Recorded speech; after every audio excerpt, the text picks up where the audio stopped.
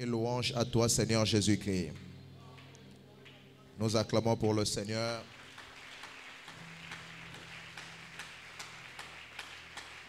Asseyons-nous, s'il vous plaît. Que Dieu nous bénisse. Je disais que Dieu nous bénisse. Je vais nous parler aujourd'hui d'un message assez important. Et dans mon esprit, je le sentais qu'il fallait qu'on commence ce moment par un moment de prière. Alors, si vous avez réellement prié, que le Seigneur pense à vous parler, que le Seigneur pense à vous parler d'une manière particulière ce matin. Amen. Alors, je parle d'un thème, mais je vais d'abord l'introduire par un fait que j'ai constaté depuis un moment. C'est fait que il y a plusieurs de choses qui nous arrivent, mais qui ne dépendent pas forcément de nous d'une manière directe. Je l'ai constaté, je crois que c'était le vendredi, il y avait ici un très grave embouteillage dans la ville. J'ai quitté la maison très tôt pour arriver ici. J'avais une formation qu'il fallait que je dispense dans la matinée. Mais je suis arrivé vraiment en retard.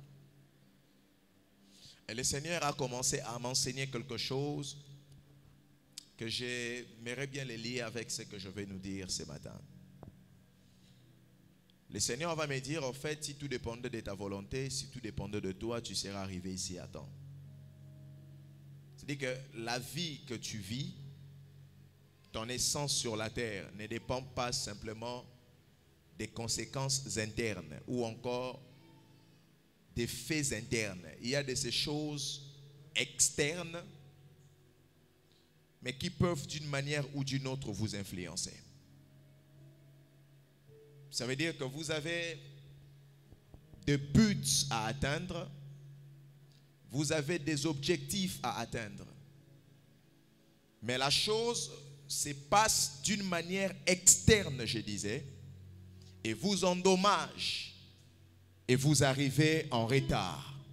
Non forcément à cause de votre volonté, moins encore de votre désir, mais les choses qui échappaient votre contrôle vous a d'une manière ou d'une autre endommagé.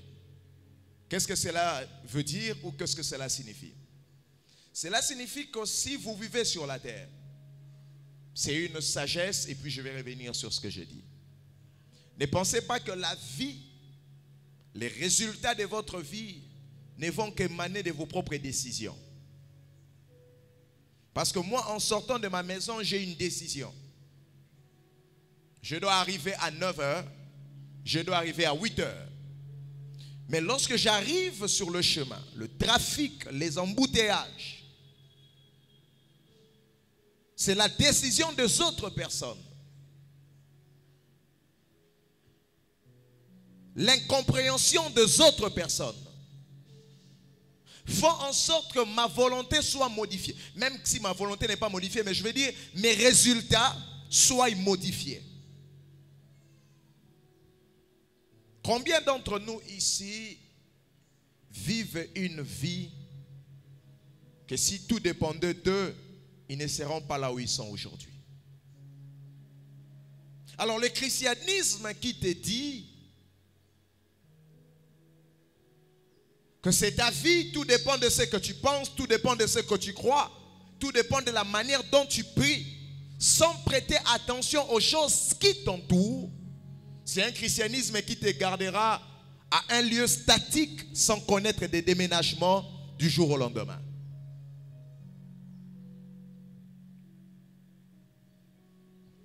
Donc je vous ai donné cet exemple. Je quitte chez moi la maison avec la bonne volonté. Et j'ai également même le moyen pour me déplacer. Mais chemin faisant, il y a des choses qui arrivent. C'est ce qu'on appelle des faits externes.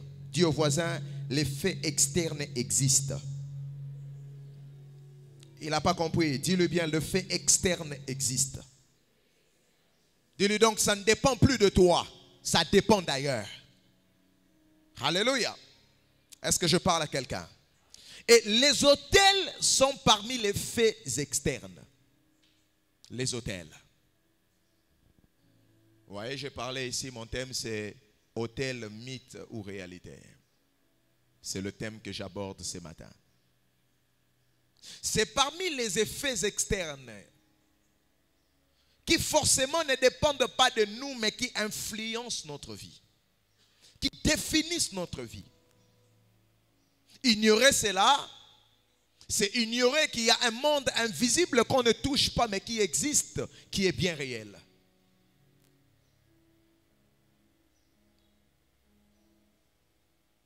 C'est au fait la plus grande tragédie. Vivre sur la terre tout en pensant que la vie ne se résume que dans notre salon, la vie ne se résume que dans notre chambre, dans notre diplôme d'État, ou encore notre compte en banque, ou que sais-je encore. Il y a des personnes qui ont eu des diplômes, master, ils sont allés même plus que là où vous êtes arrivés. Mais lorsque vous regardez la vie de ces hommes et vous regardez votre vie, vous avez comme l'impression qu'il y a une différence nette. Parce que la vie ne dépend pas seulement de nos propres volontés. Parce que lorsqu'il étudiait, faire le master, toutes ces années-là, être assis dans le banc de l'école, sur le banc de l'école,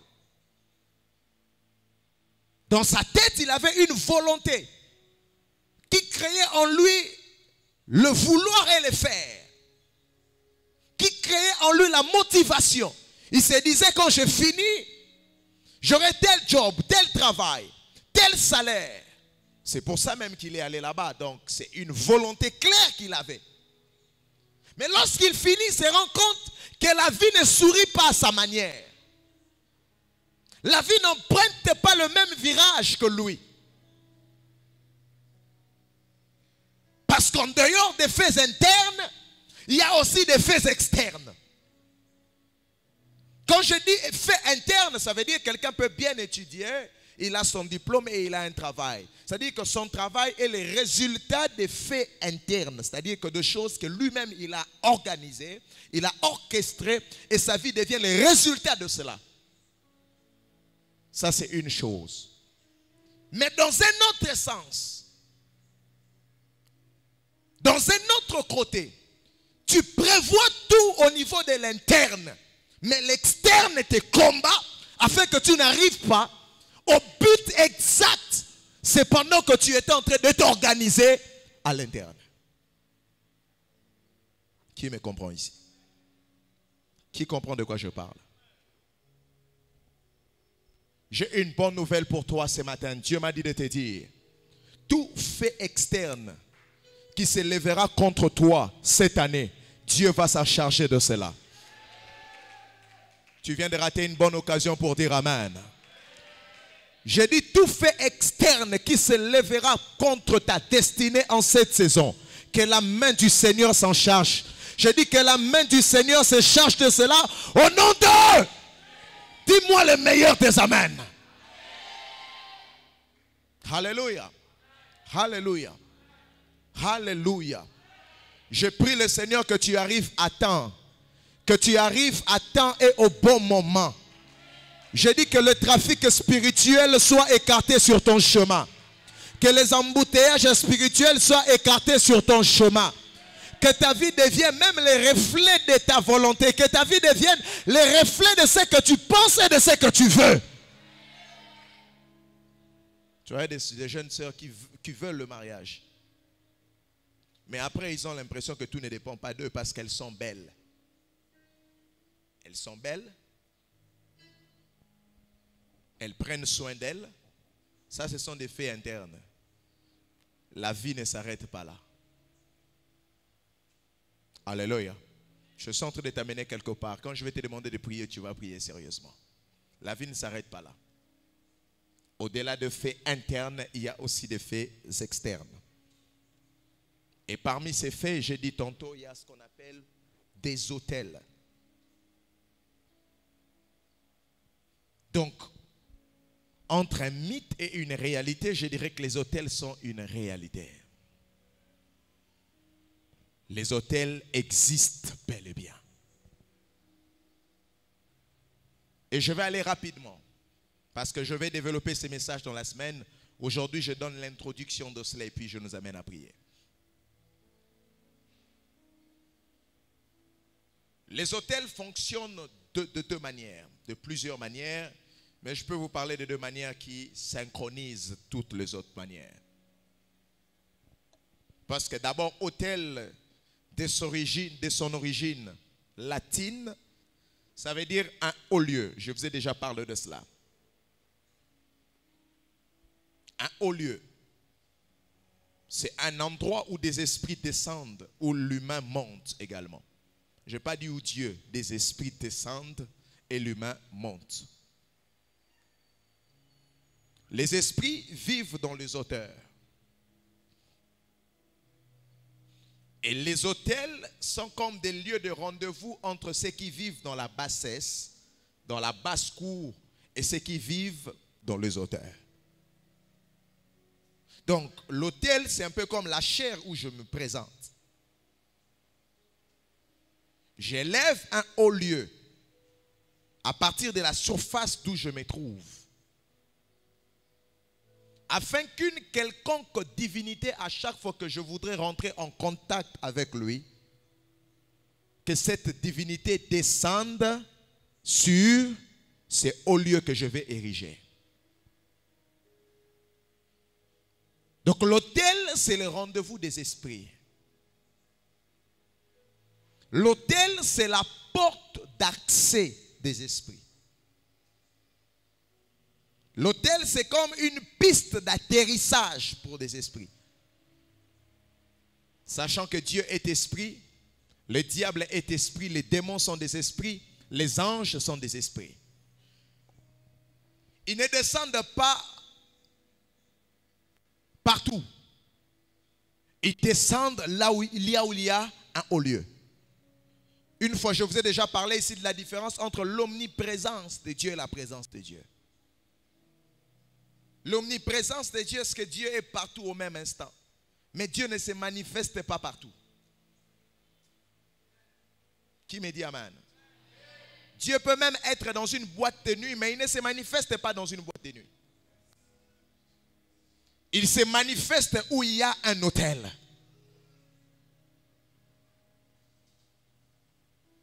Il se manifeste où un lieu a été consacré. Et ça va de même aussi avec le diable. Le diable est différemment, lui, il n'est pas omniprésent. Mais c'est impossible que le diable vienne se manifester ici parce qu'il n'y a pas son autel ici. C'est comme ça que le Christ a dit, le chef de ce monde est venu vers moi. Mais il n'a rien trouvé de lui, il n'a pas trouvé d'autel en moi. Donc il veut atterrir, mais il ne sait pas atterrir parce qu'il n'y a pas d'autel. Si vous ne me comprenez pas maintenant, la suite, ça sera compliqué. Je vous donne maintenant quelques révélations et puis on va revenir. Jésus a été baptisé où c'est? Au Jourdain, n'est-ce pas? C'est une rivière. Mais ce jour-là, lorsque Jésus est baptisé, la Bible dit le ciel s'ouvre et l'Esprit Saint descend. Or, je vous ai dit que l'Esprit ne peut pas descendre sans autel. Lui, il est baptisé, mais un esprit quitte le ciel et descend aux yeux de tous, sous la forme d'une colombe. Je vous pose la question, où était l'autel? Comment? C'était Jésus lui-même. Dans Josué 3, la Bible dit, pendant que les enfants d'Israël, Josué est devant les enfants d'Israël, il est en train de les amener à la terre promise. Ils arrivent devant le Jourdain. Le même Jourdain où Jésus était baptisé. Josué est passé par là. Dieu a dit à Josué, demande au sacrificateur de prendre 12 pierres et de les déposer dans l'eau. pendant qu'ils mettront leurs pieds dans l'eau, les Jourdains vont se séparer. Et la Bible dit, les sacrificateurs ont pris 12 pierres. Donc les pierres étaient comme les tumbello. Il n'y a pas d'autel sans sacrifice. Ces jours-là, ils ont traversé le Jourdain, mais ils ont laissé le tumbello, ils ont laissé l'autel. Et lorsque le sacrifice par excellence est venu sur le Jourdain, le sacrifice est monté sur l'autel, le ciel est ouvert, l'esprit est descendu. Je parle à quelqu'un. Je parle à quelqu'un. Je parle à quelqu'un. Partout où Dieu descend, il y a un autel. Et je vous ai déjà dit, le peuple d'Israël ont pleuré vers Dieu. Ils crièrent à l'Éternel. L'Éternel a entendu leur soupir, mais Dieu n'est pas descendu en Égypte. Il descend en Mandian. Or, Mandian, c'est le fils d'Abraham par Ketura. Je parle à quelqu'un? Et Mandian, ils ont appris par leur père Abraham la construction des autels. Parce que quand vous lisez la Bible d'Abraham, la Bible dit, à chaque maison où Abraham habitait, derrière, il y avait un autel. Je vous ai déjà fait lire. Le Seigneur est apparu à Abraham près des chênes de Mamré. Mais derrière le chêne de Mamré, il y avait un autel. Dieu ne descend pas sur la terre quand il n'y a pas d'autel. Je parlais de Dieu. J'ai dit, les esprits ne descendent pas quand il n'y a pas d'autel. Donc Dieu attend le pleur, mais il veut descendre, il se rend compte qu'en Égypte, aucun d'eux n'a bâti un autel. Alors il descend à Mandia, il dit, j'ai entendu les cris de mon peuple, va délivrer. Je ne sais pas descendre là-bas parce que je suis comme un avion sur qui les rit des bandales. J'ai envie d'atterrir, mais il n'y a pas d'aéroport. Si vous comprenez ces choses, vous pouvez fermer la porte au diable. Qui m'a entendu? C'est-à-dire dire que les démons étouffent ma vie. Avant que les démons étouffent ta vie, tu dois leur donner une porte d'accès. Quand il n'y a pas de porte d'accès, comment ils vont étouffer ta vie?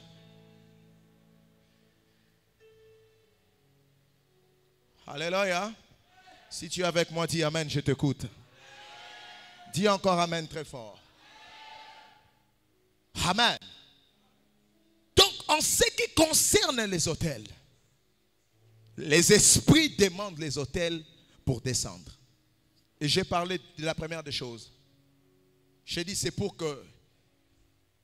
qu'il y ait transfert des esprits.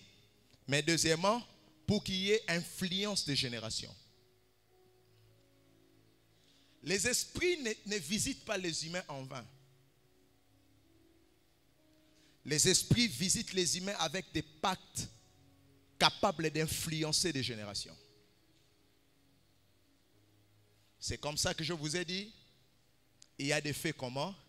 Externes. Qui ne dépend pas de vous.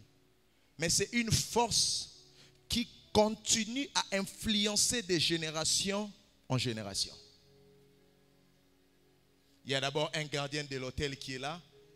Un souverain sacrificateur qui peut être du Seigneur ou du diable. Voilà, je vais vous expliquer cela. Tout ce qui se passe aujourd'hui pour le chrétien, pour le christianisme, vous savez que c'est les résultats de la croix, n'est-ce pas? Est-ce que vous le savez? C'est les résultats comment? De la croix. Parce que la croix, c'est aussi un autel. Ce n'est pas en vain qu'on l'a pendu sur un bois. Et ce n'est pas en vain qu'on ne l'a pas pendu sur une plaine, dans une plaine, mais on l'a pendu sur une montagne. Parce que l'autel, c'est un haut lieu. Et lorsqu'il est pendu, la Bible dit, les ciels s'obscurcissent, mais ça ne s'arrête pas là. Une voix se fit entendre. C'est lui, parce que là où il y a l'autel, il y a la voix de Dieu. Celui-ci est mon fils. Le centenaire romain dit, certainement, on vient de tuer le fils de Dieu. Écoutez-moi très bien. Les autels vous influencent. Pas seulement vous. Les autels ont un mandat générationnel. C'est ça la différence entre vos prières personnelles et les autels. Parce que les autels ne partent pas seulement avec vous. Ne traitent plutôt pas qu'avec vous. Les autels traitent avec vous, mais également avec des générations après vous.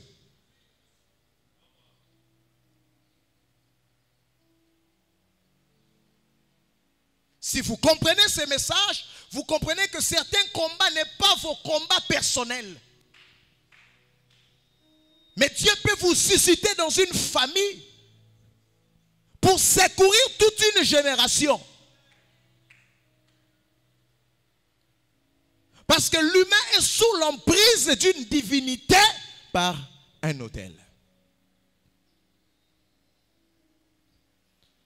La croix s'est faite sans notre consentement, mais nous vivons les résultats de cela. Et dans chaque famille, j'ai bien dit chaque famille, il y a toujours un prêtre, un souverain sacrificateur, maléfique que l'ennemi suscite pour qu'il ait sa main mise sur des personnes qui doivent vivre, qui doivent naître de cette famille. Vous allez voir des gens qui sortent d'une famille, ils prient en langue, ils prient en esprit. Ils sont baptisés du Saint-Esprit.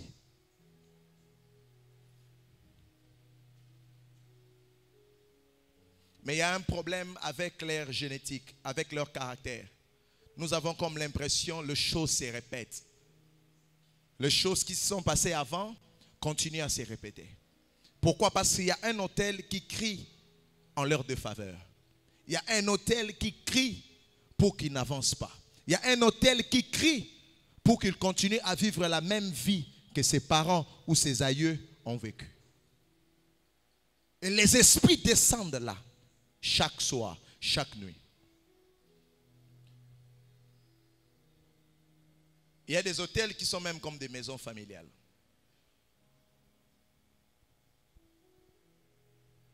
C'est pour ça qu'il y a la notion de sacrifice. Sur un autel, on met en place des sacrifices. C'est ici que vous comprenez pourquoi est-ce que tel monsieur qui est faible d'esprit, paf, il meurt en fin d'année. Paf, il part en fin d'année. Paf, pourquoi? Parce que le sacrificateur qui existe là en charge doit travailler pour garnir l'autel afin que l'autel ne soit jamais vide.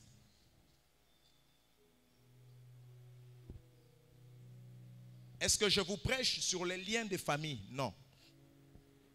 Je vous appelle à la responsabilité que vous avez à sortir plusieurs personnes. Les chrétiens sont devenus très égoïstes. C'est la génération selfie où chacun veut se prendre en photo soi-même. Il ne sait pas dire aux autres, regroupez-vous, moi je vous prends en photo. La vie chrétienne, ce n'est pas une vie personnelle, c'est une vie de famille. Crois au Seigneur Jésus, tu seras sauvé, toi ainsi que toute ta famille. Donc ce message n'est pas personnel, ce message est familial, ce message est générationnel.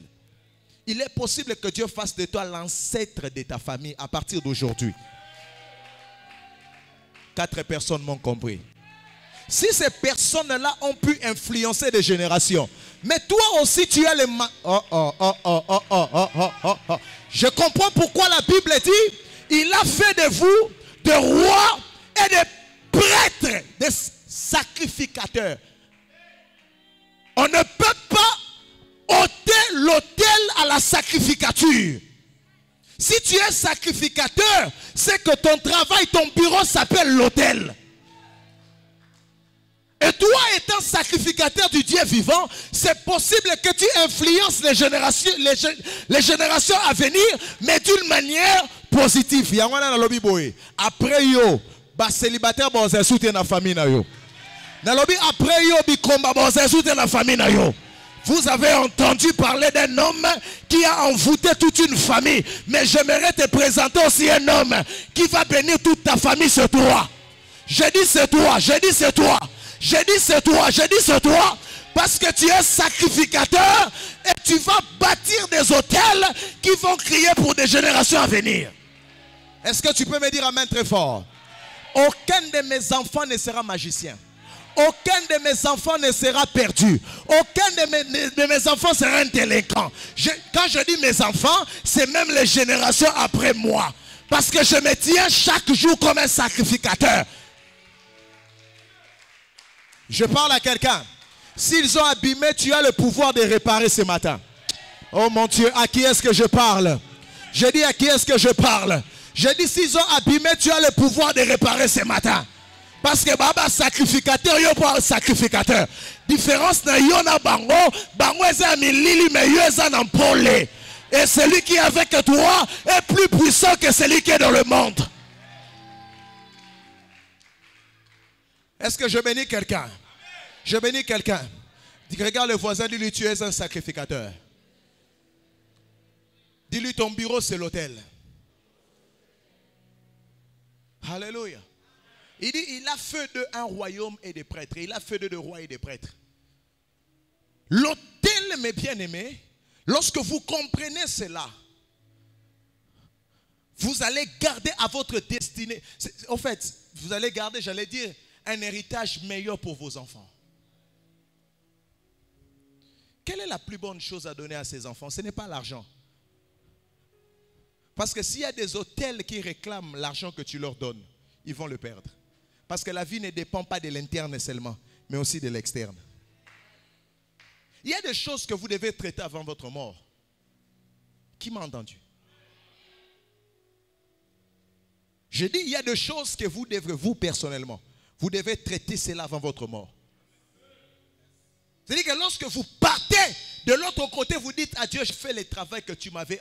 De la même manière que le diable se rassure qu'il y ait tout le temps un sacrificateur dans une famille, Dieu aussi se rassure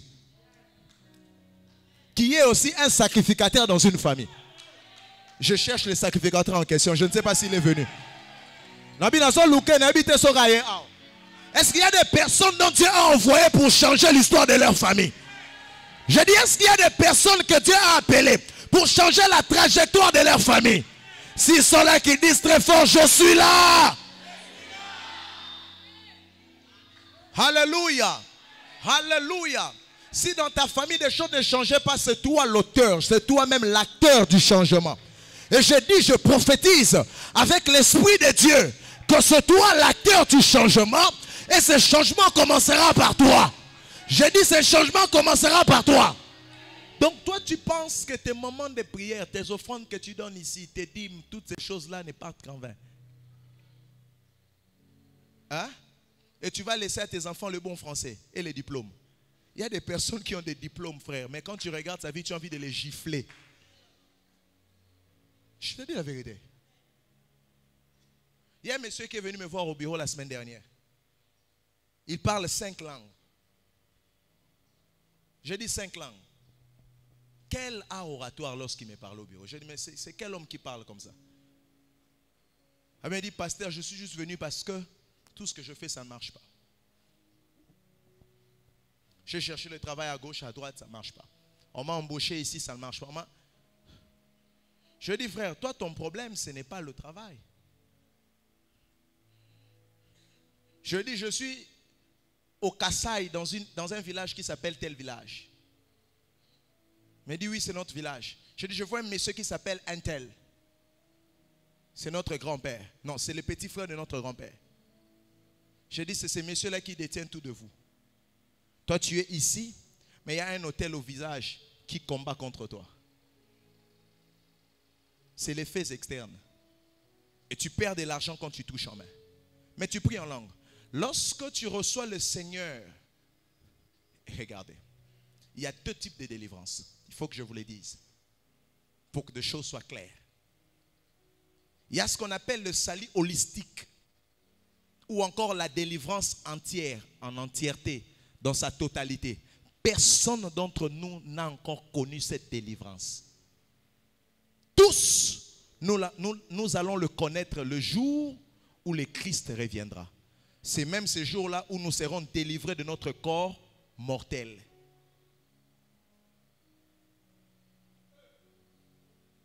C'est comme ça que la Bible dit, on vous changera de corps. Pourquoi? Parce que ce corps ici doit être détruit. Ces corps doivent être détruits et on va vous donner un autre corps glorieux. C'est ce qu'on appelle le salut holistique ou encore la délivrance totale.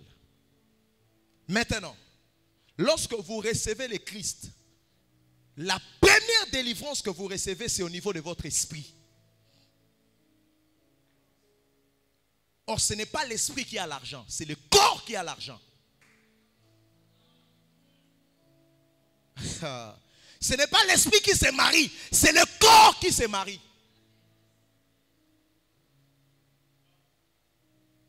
Donc quand tu reçois le Christ, la première des choses, ton esprit est régénéré. Et le Seigneur prend le Saint-Esprit, il place comme le sceau, comme le gage du jour de ta rédemption. Ton esprit, c'est fini. L'histoire de l'enfer, c'est fini. C'est ton esprit qui vient d'être sauvé. Maintenant là, il y a un deuxième combat. C'est ici qu'intervient le combat spirituel. C'est ton âme et ton corps. Qui d'entre vous ici, j'aimerais parler aux frères. Il y a des frères qui parlent en langue, mais lorsqu'ils regardent des sœurs, ils déshabillent les sœurs par les regards. Dieu n'a pas sauvé tes yeux. Même si vous ne dites pas amen. Maintenant, là, on va faire comme Samla. C'est comme si on est des petits frères d'Abraham et de Jésus.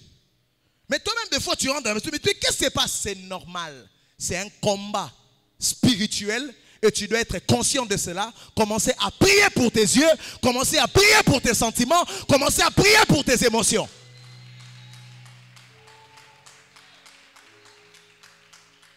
Vous pensez vraiment que Dieu va faire ce que vous devrez faire. Alléluia.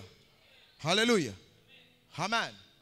Donc il y a des personnes qui croyaient, lorsque tu crois au Seigneur Jésus-Christ, même, permettez-moi le terme, même les pulsions sexuelles et charnelles doivent vous quitter parce que Dieu vous a délivré.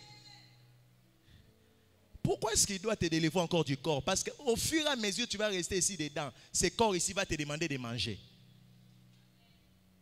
Ce corps, ça va te demander de manger. Mais quand tu seras délivré de ce corps, tu n'auras plus faim. Parce que tu vas recevoir un corps incorruptible. Qui me comprend? Qui comprend le niveau maintenant de la prière? C'est-à-dire que quand tu pries, maintenant pour tout ce qui est physique, c'est ce qu'on appelle le combat. Nous ne combattons pas contre le sang et la chair. Mais s'il a déjà tout fait, pourquoi est-ce qu'on doit continuer à combattre? Parce qu'il y a des choses pour que tu ailles physiquement. Il faut que tu vainques certaines principautés qui s'élèvent la nuit contre vous. Je parle à quelqu'un. Je parle à quelqu'un. Je parle à quelqu'un. C'est ici que vous allez retrouver les chrétiens sont pauvres. Parce qu'ils n'aiment pas la prière. Celui qui te dit que le travail enrichit, t'a menti. Sinon, le porteur devait être plus riche que nous tous.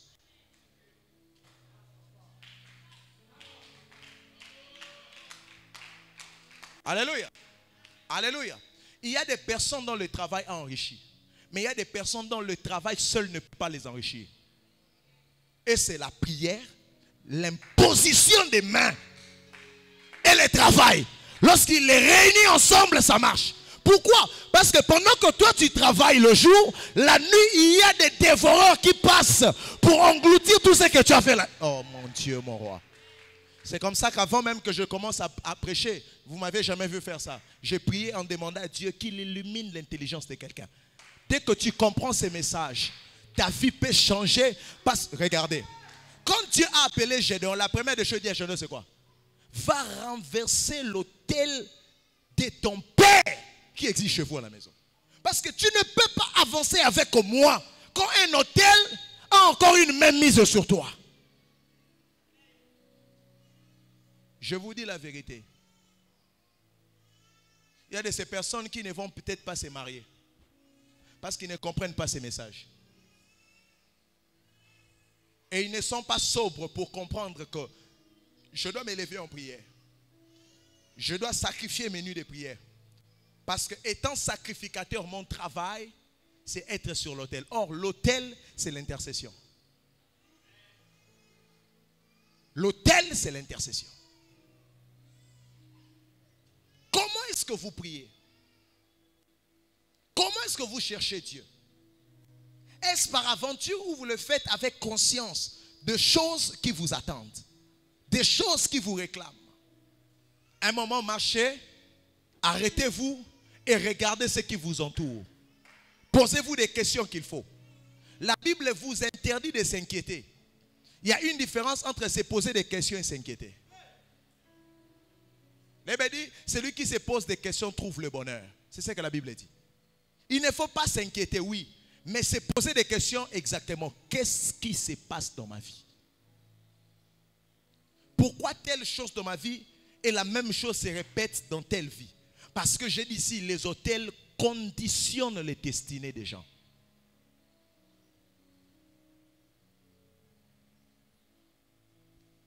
J'étais pasteur et j'étais pauvre. Quand je dis pauvre, vous n'avez pas d'idée à quel niveau j'étais pauvre. Et moi, je sors d'une famille très pauvre. Donc, je sors d'une famille où je ne connais même pas un oncle qui avait un véhicule. Où on doit aller vous accompagner. Voilà. Ces histoires-là, moi, je voyais ça dans des films. J'étais pauvre à un niveau, vous n'avez pas idée.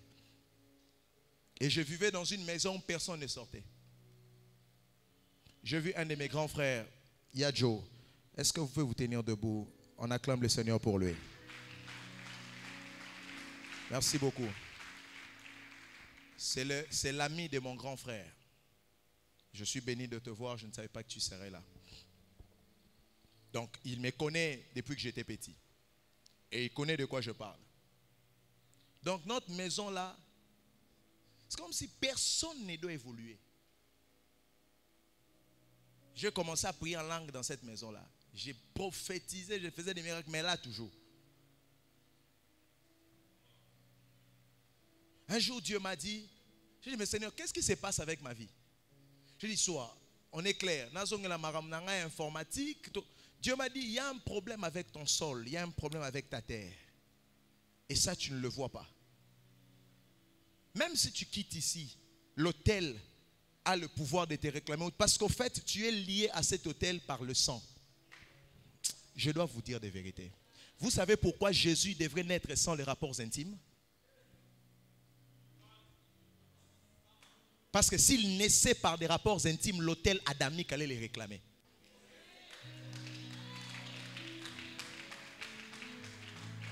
Parce que l'autel réclame par les sangs. C'est pour ça qu'on prie par les sangs de Jésus. Pourquoi on dit le sang de Jésus? Si et seulement si Dieu pouvait nous sauver en nous changeant les sangs, des choses allaient directement autrement se passer. Mais l'ADN qui est en nous, lorsque ce sang est reconnu quelque part, donc les liens spirituels se passent au niveau du sang. C'est comme ça, l'ange a dit à Marie, le Saint-Enfant qui naîtra de toi. Pourquoi? Parce que toi, tu ne connaîtras pas Joseph. Tu seras une mère porteuse. L'ovule et la sémence de l'homme sera mélangée extérieurement. Et on viendra les déposer simplement dans ton ventre. Jésus n'avait rien de Marie, rien de Joseph. C'est comme ça, elle n'a jamais appelé Marie mère. Soyez délivrés ce matin. Marie a été la mère porteuse de Jésus et non la mère de Jésus. Jésus appelait Marie femme. Pas mère, femme. Parce que si Jésus naissait réellement de Marie, il devrait avoir en lui le sang adamique. Comment un aveugle peut sauver un aveugle? Parce que Moïse n'a pas pu sauver l'homme. En lui, il y avait le sang de Jochebed. Il y avait le sang d'Adam. Abraham n'a pas pu sauver l'homme. En lui, il y avait le sang de Terah, le sang d'Adam. Jusqu'à Jean-Baptiste. Personne n'a pu sauver l'homme. Pourquoi? Parce qu'en eux, il y avait l'ADN d'Adam. Un autel les réclamait. Alors Jésus dit, je viens avec un nouveau autel. Je naîtrai mais sans des relations intimes.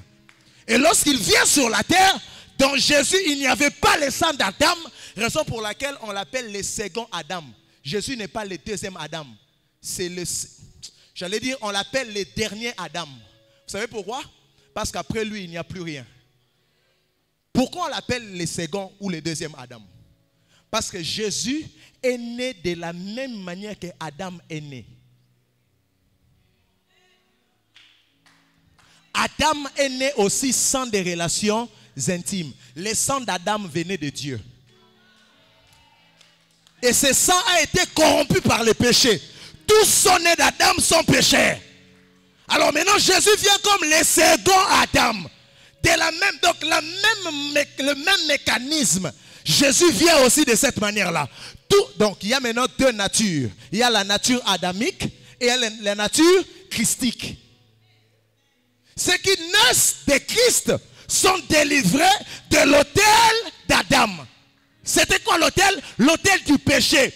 Tous ont péché, sont privés de la gloire de Dieu. Mais qu'est-ce qui fait que nous vivons la gloire de Dieu?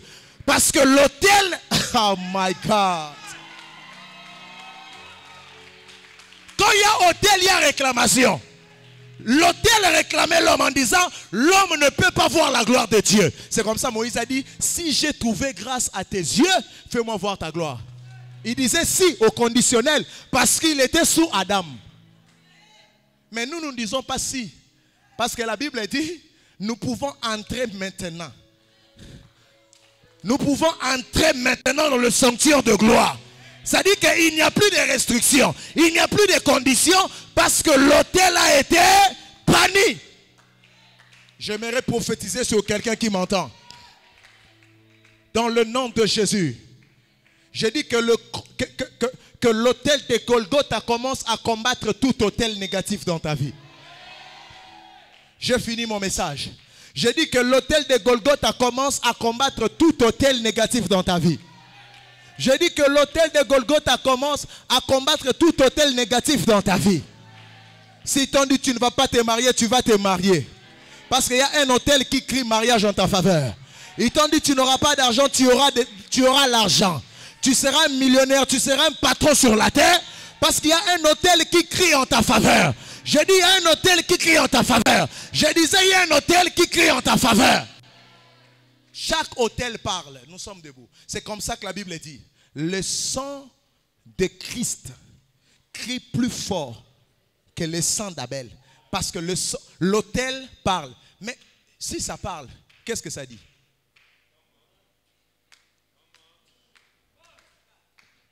Si l'autel parle, qu'est-ce que ça dit?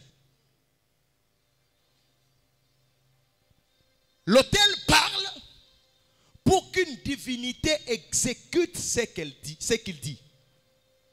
Donc l'autel dit, j'ai le droit de freiner telle personne. La divinité dit pourquoi? Il dit voilà, j'ai traité alliance avec leur arrière-grand-père. Ils m'ont donné telle personne en sacrifice. Ils ont pris aussi telle personne en sacrifice. Alors la divinité en charge dit ok c'est bon. Où sont les personnes qui sont liées à cet arrière-grand-père? On montre la famille et cette divinité va se déplacer pour commencer à influencer maintenant les personnes qui sont liées d'une manière ou d'une autre à cet hôtel-là. Et le Golgotha aussi crie en notre faveur. Donc si d'autres hôtels crient méchanceté, si d'autres hôtels crient pauvreté, si d'autres hôtels crient célibat, ou que sais-je encore, Golgotha aussi crie en notre faveur. Mais Golgotha ne crie pas vers un démon. Parce que je dis, chaque hôtel est lié à une divinité. Si leur hôtel est lié aux principautés, si leur hôtel est lié aux démons, si leur hôtel est lié aux anges déchus, nous, notre hôtel est lié au Seigneur des âges. Come on. Je parle à quelqu'un. Je parle à quelqu'un. Je parle à quelqu'un. Pourquoi?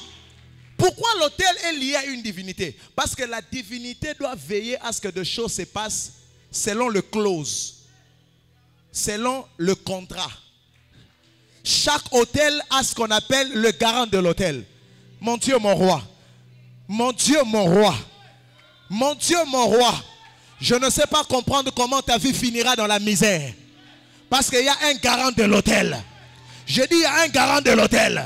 Je dis il y a un garant de l'hôtel. Je disais il y a un garant de l'hôtel. Toi c'est même compliqué. C'est même compliqué. Parce que ton garant de l'hôtel c'est lui-même le sacrifice. Écoutez. Écoutez. Tu sais pourquoi quand tu te sacrifies au sommet voiture, on a été à $10,000. Hein? Au sommet voiture à $10,000. $15,000. Yomoro bimi simbongo. Au commune de Maboulou Manzengelemo, il y a quelque part. Voiture est indi. Oh, comme demandé. Pourquoi? Parce que sacrifice ou un na salango. Si il y a bango sacrifice na bango bazwaka bakufa rapé bakendaka. Mais oh il y a eu sacrifice comme on est Yesu Masia. Il est monté à la croix. Andima kopé sa bomo inemoko. Monté ma passi. Era kufi alobi na osuka boete. Azongi na bomoyi. Et la Bible dit, il est notre avocat auprès du Père. Ça veut dire, comme il est mort comme le sacrifice, mais il est revenu à la vie comme l'avocat pour veiller aux clauses entre lui et Dieu. Oh, est-ce que je parle à quelqu'un? Je parle à quelqu'un. Il veille aux clauses qu'il a eu avec Dieu. C'est comme ça quelqu'un m'avait dit, Nzamba frappé nganobi o aliboma ndeni Nzamba ko frappé yo. Yesu apembeni na yo loboko beta été na pesa bomo inanga pona ye. Nane biso ke li felo. Tu n'iras pas en enfer parce que même quand on te dira d'aller là-bas, Jésus viendra à ta place. J'ai donné ma vie pour que lui ait la vie éternelle. Ils t'ont dit que tu seras pauvre et c'est faux. Parce que Jésus dira, je m'étais fait pauvre. J'avais accepté, il y avait un clause. On a signé, Seigneur. Et on a signé par mon sang, par mon sang. Ah, c'est comme ça Hébreu dit, j'ai envie de prêcher, de bombarder la tête de quelqu'un. C'est comme ça Hébreu dit. Dieu lorsqu'il a vu le sacrifice, il a dit, tu as voulu ni offrande ni holocauste. Tu m'as formé encore. Pour faire ta volonté.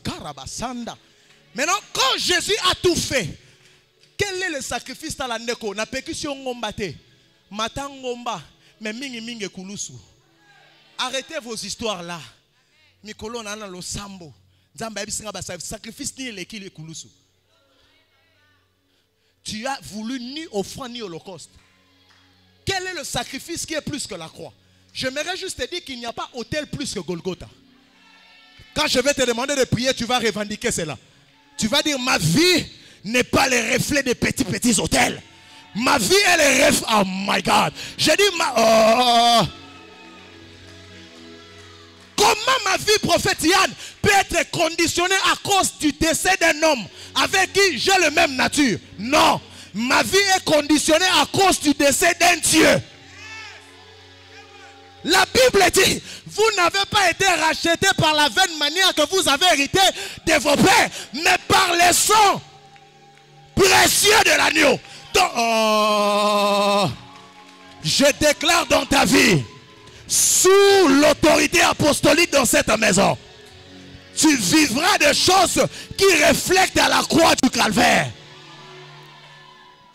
Pendant que je parle dans mon esprit, je suis en train de voir des personnes qu'on est en train de sortir comme dans une classe. C'est comme une classe. Mais on est en train de sortir des gens. Dieu me dit, c'est la matinée de la délivrance de plusieurs. Celui qui délivre, ce n'est pas le pasteur Lems. Celui qui délivre, je disais, c'est la croix du calvaire. Je disais, c'est la croix du calvaire. Je disais, c'est la croix du calvaire. David, Hébreu dit, après que la croix, après que le travail de la croix est fini, Dieu, lisez cela. Il dit, Dieu a regardé. Dieu voulait jurer. Parce que finalement, la clause est pesami. Toyo kani. Bateau limbisa masumuna bango à vie. Bateau pompambola bango. Bateau matissa bango makas. Maintenant, Dieu dit, il voulait jurer que le clause ici sera respecté. La Bible dit, Dieu a regardé à gauche, il a regardé à droite, il a regardé au-dessus et en bas. Il n'a vu personne au-dessus de lui. Parce qu'on ne jure que celui qui est au-dessus de toi. Elle avait dit, Dieu jura par son propre nom. Parce que deux choses sont immuables. Il est impossible que Dieu mente et il est impossible que Dieu se répand. Aïe. Il dit, il jura par son propre nom. Ces peuples, je viens de pardonner leurs péchés à perpétuité. Et il a dit au Seigneur, toi, tu es le souverain sacrificateur. Selon l'ordre de Melchisédek. J'aimerais parler à quelqu'un qui m'entend. Tu es sous un ordre que Dieu est le souverain sacrificateur. Quand la Bible dit, tu es le souverain sacrificateur, c'est qu'il y a des sacrificateurs. Jésus n'est pas sacrificateur. Il est souverain sacrificateur. Mais selon comment? L'ordre. Attends. Selon quoi? Selon quoi? Selon l'alignement. Selon la manière. Cela veut dire, toutes les personnes, prophète, venez. Mon ami, viens, rapidement. Prophète, soyez derrière moi. Si moi je suis souverain sacrificateur, faites la ligne. Si moi je suis souverain sacrificateur, et que j'ai envie de vous dire que selon l'ordre de l'Emsland, l'ordre c'est le chemin que je suis en train de faire. Est-ce que vous avancez avec moi? Est-ce qu'il y a quelqu'un qui va à gauche? Il y a quelqu'un qui va à droite. Donc si quelqu'un va à gauche, c'est le désordre. Jésus est souverain sacrificateur, non pas selon le désordre, mais selon l'ordre. Et l'ordre, c'est l'autel qu'il est lui-même. Donc si Jésus a percé, toi tu perceras.